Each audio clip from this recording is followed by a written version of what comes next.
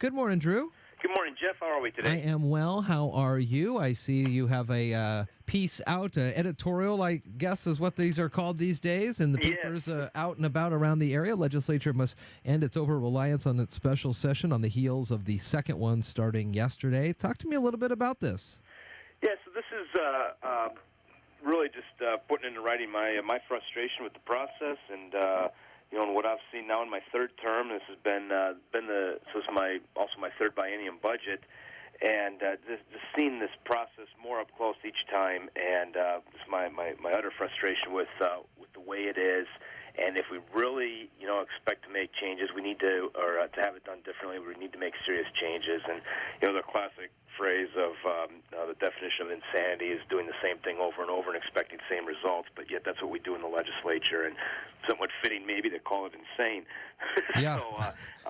But at the end of the day, there's a couple of key points that I think we need to do. And as I think we ended the first special session yesterday and rolled right into the second special session that we are now in, and with really no progress to show for it. And if we're going to get these budgets done on time, there's three main things that we need to do, and that is one, when we're in the first year of the biennium budget, which is what we are this year, in the odd year where we're writing the budget, we need to consolidate our policy period where we're debating policy bills and moving those forward.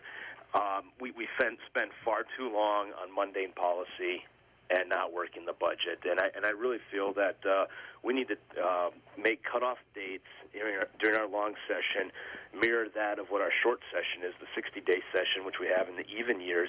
So essentially, we would be ending our policy debates and all of that 3 to 4 weeks sooner than what we do right now. That would provide more ample time to truly work on the budget.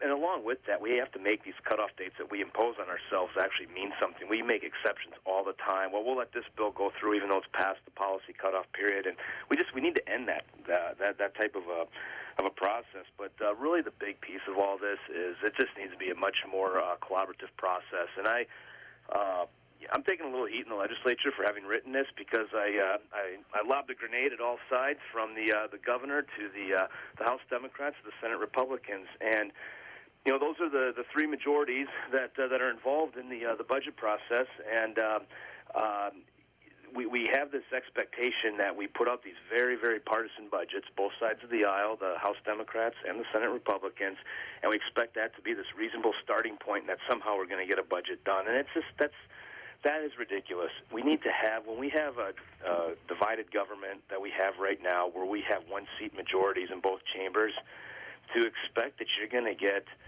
buy-in from both sides when you come out with a very partisan budget is just a ludicrous viewpoint. And so I'm really going to be working here to make some serious changes in this process. It's too late for this. The ship has sailed, but that is going to be my goal, and I'm going to start working up support in the legislature from both sides of the aisle. And a lot of these things we can implement through our own rulemaking process. We don't have to go through any cumbersome legislation, but it's time to make some serious changes and really get the work done. One of the things you write in here is that good legislators will not continue to serve if this kind of continues on. You don't have to name names, but what have you heard in the halls of Congress up there?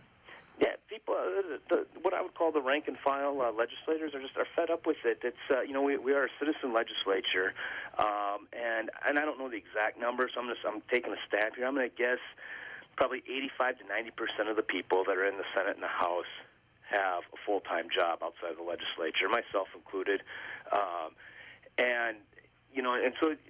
And I'm not asking for sympathy here. This is not where I'm going with this. But we have a citizen legislature in which we put a portion of our life on hold in order to serve during the session. But when we have these prolonged sessions that go on for extended periods of time, it impacts your ability to maintain that full-time job. And what the founders of our state and the writers of our state constitution envisioned was, the classic form of government where you get out of your office and you come serve, or the farmer's field, and you come down and you serve for a couple of months, you do the votes, you do the work of the state, and you get back to the real world, and so you stay grounded. We are becoming more and more just tied to the Capitol, and I really sense from both House Republicans and Democrats, and in the Senate as well, that a lot of people that have great ideas, that have a good vision for the state, and again, that's both sides of the aisle, that they're not going to continue to put their life on hold because, frankly, there's a handful of people that have let their egos get in the way of this process and of getting budgets done and getting the work done on time. I'm not so naive as to think that if we were to implement these changes that we're magically going to have this all solved, but it's going to certainly change the dynamics quite a bit and get us closer to being done on time. And short of that, again, I think what you'll end up having are people that are serving that have either retired from their regular job, they don't have they don't have the need to be out in the workforce, or people that frankly can afford to do this. And you're going to lose a lot of the what I would call the cross section of the middle class of our state, which I think is vital to the legislature and to working towards solutions to the issues we face in our state. So who would be the group, the party, who knows, who would be the ones that would come up with penalties for going over session and things like that? Yeah, I proposed a constitutional amendment. We can't just simply it's the way the Constitution is, the way our laws are. We can't simply just as easy as it sounds, you can't just forego pay. You can't just. I mean, there is a statutory requirement to for legislators to be paid. Mm-hmm. That salary is set by an independent commission. That salary, by the way, it's a year-round salary. So the salary is taken and divided over 12 months. It's not different whether we're in session or out of session.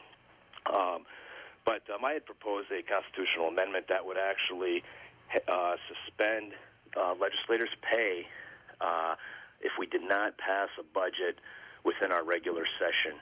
And then it would actually fine the leadership of all four caucuses for each day that we'd go past that. And I knew that wasn't going to go anywhere, but it's a starting point, and to get this conversation going.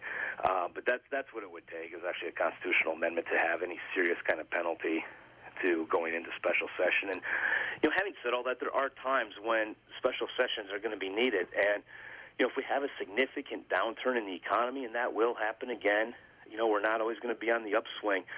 That has an impact on the budget, and that is going to require the legislature to make revisions. Those things are going to happen, but they should be special, not the norm. Right. And we just made it the norm here. Well, we are into the second special session here of this legislative year, and 35th District Representative Drew MacEwen now serves as Assistant Ranking Republican on the House Appropriations Committee, so he is definitely getting a new look at this process from years gone by, and definitely ruffling some feathers out there in Olympia today. Nice talking with you, Drew. And I'm sure it'll be kind of a lonely lunch, perhaps, for you this. That's all right. Have a good one. Channel your inner introvert. Yeah, for sure. There you go. All right. Well, we'll talk next week, okay? Sounds good. Have a great day. Have a good one.